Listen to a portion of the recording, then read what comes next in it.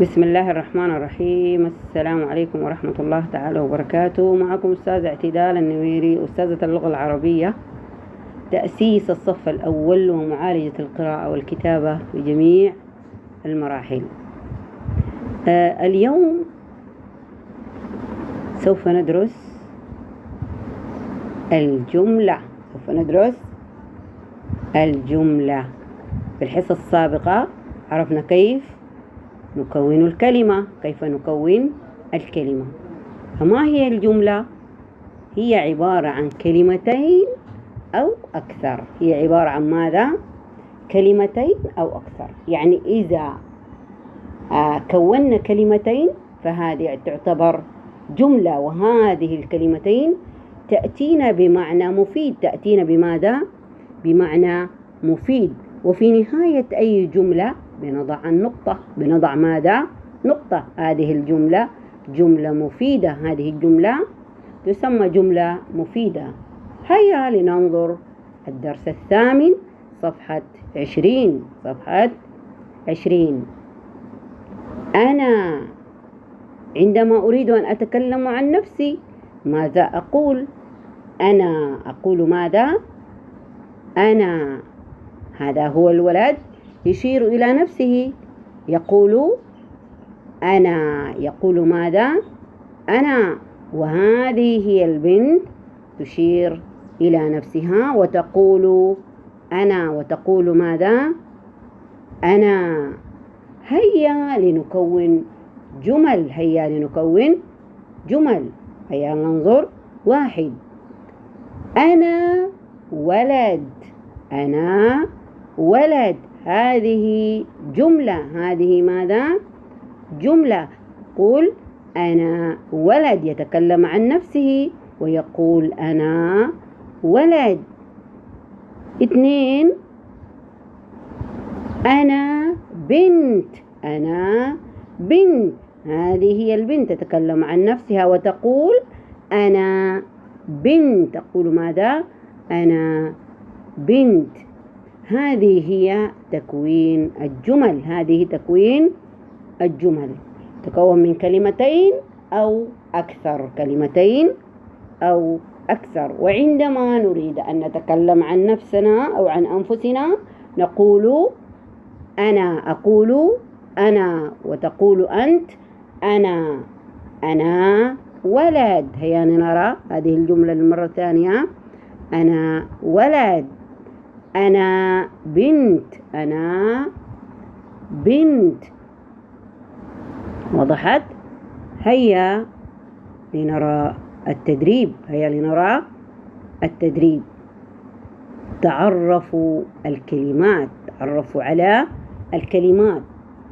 أقرأ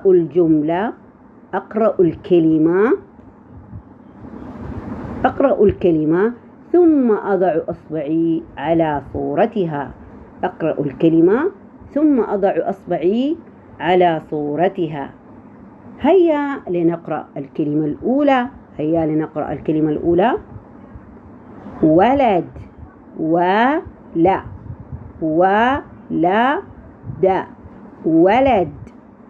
ولد. ممكن أن تكون بالضمة هكذا. ولد. هيا لننظر. أين الولد؟ أين هو الولد؟ هيا لنوصل الولد مع كلمة ولد. هذا هو الولد. هيا لنرى الكلمة الثانية. بنت. الكلمة الثانية بنت.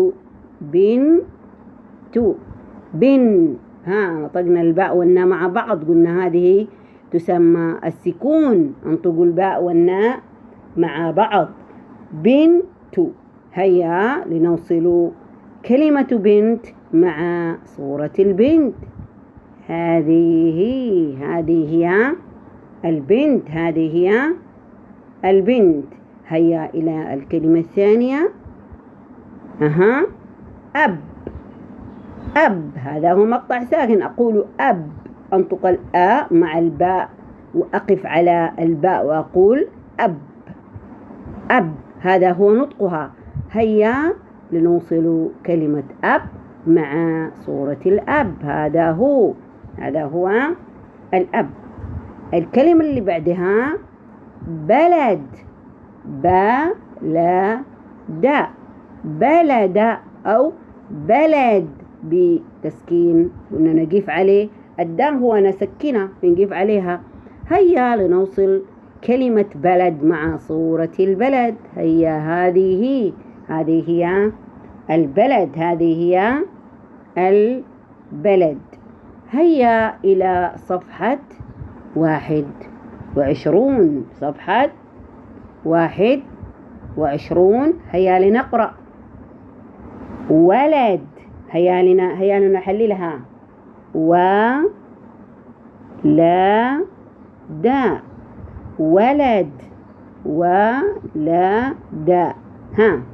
بنت. بنت.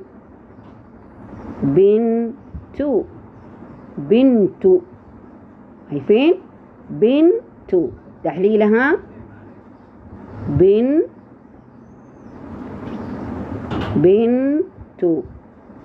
هذه الباء والناء تنطقوها مع بعض دائما ننطقها مع بعض. بنت. نقول بنت. هيا للكلمة اللي بعدها أب. أنا.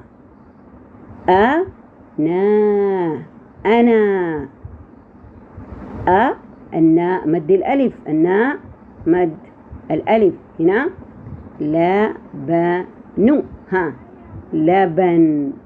لبن.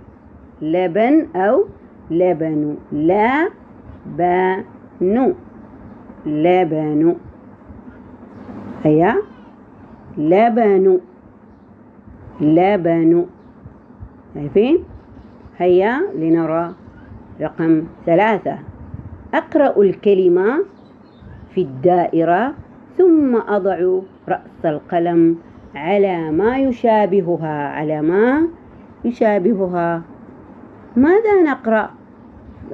الكلمة في الدائرة.